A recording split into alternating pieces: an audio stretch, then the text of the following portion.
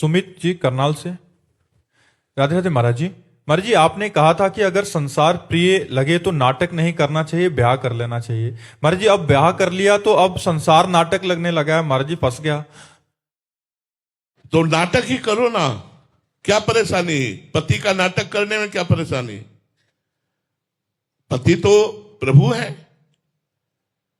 वो पत्नी जो प्राप्त हुई है उसके सामने पति का नाटक करो, पति के कर्तव्य का पालन करो, धर्म पूर्वक धन कमाओ, उसकी कामनाओं की पूर्ति करो, राधा राधा नाम जप करो, बढ़िया पार हो जाओगे। हमें सेवा करनी है क्योंकि भगवान ने दी है, तो आपको भगवान ने पत्नी परिवार रूपी सेवा दी, उसे करो, भागो मत।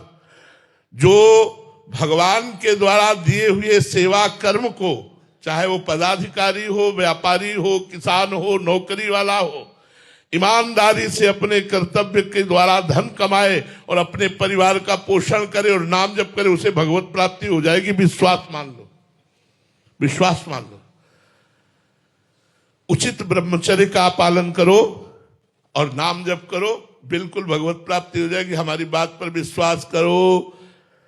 कई कई रानियां थी, बहुत वैभव था, लेकिन सर्वश्रेष्ठ अम्बरीश जी भक्त कहे गए कि नहीं, चक्रवर्ती सम्राट अम्बरीश जी। और बहुत सी रानियां थी, एक दो रानियां नहीं, लेकिन भगवान के चरणारविंद में चित्तवृत्ति लगाकर निरंतर भगवत आराधना में रहने के कारण वो इतने बड़े राजा होते हुए भी दुर्वासा जी से श्रेष्ठ उनकी भक्ति निकली। इसलिए हम गृहस्थी को छोटा ना माने। हम जितने विरक्त हैं, पैदा कहां हुए? गृहस्थ में। हम जितने विरक्तों के कपड़े कहां से आते हैं? गृहस्थ से। हम जितने विरक्त हैं, इनका भरण पोषण कहां से होता है? गृहस्थ से। गृहस्थ मूल है। मूल माने जड़। गृहस्थ मूल है, हर आश्रम, हर व्यवस्था का मूल है।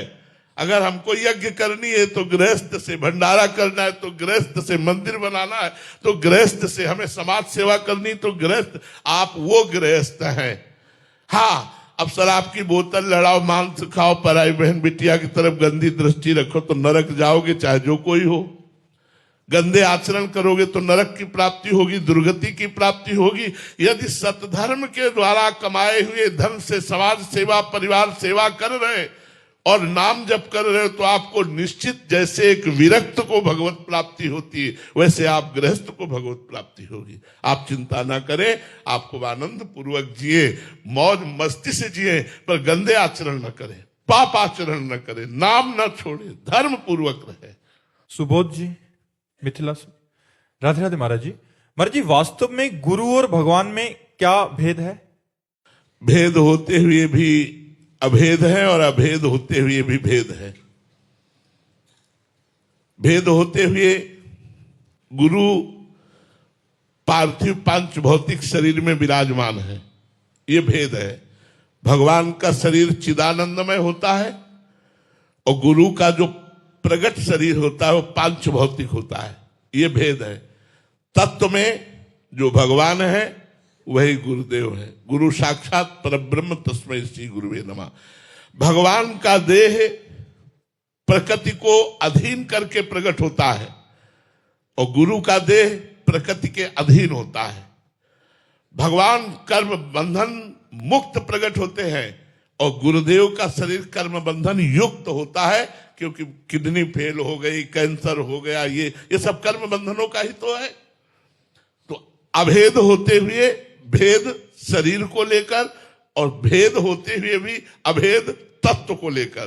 तत्व रूप में गुरुर ब्रह्मा गुरुर विष्णु गुरुर्देव महेश्वरा गुरु साक्षात परब्रह्म तस्मै श्री गुरुवे नमः। भगवान से भी बढ़कर हमारे गुरुदेव हैं, क्योंकि भगवान हमारे भी हृदय में है और सबके हृदय में और हर जन्म में रहे और आज तक कल्याण नहीं हुआ, हमारी दुर्गति ही होती रही। और जब वही हृदय वाले भगवान गुरु रूप धारण किए और हम उनके चरणों का आश्रय लिया और उन्होंने उपदेश किया, तो मायामल का नाश हो गया। मोक्ष मूलम गुरु कृपा, उन्हीं की कृपा से मोक्ष हो गया, कल्याण हो गया। भेद होते हुए भी अभेद और अभेद होते हुए भी भेद। यद्यपि भगवान ही गुरुदेव के रूप में है, गुरुदेव ही भगवान है, कोई भेद नहीं, पर प्रगट में इतना भेद है।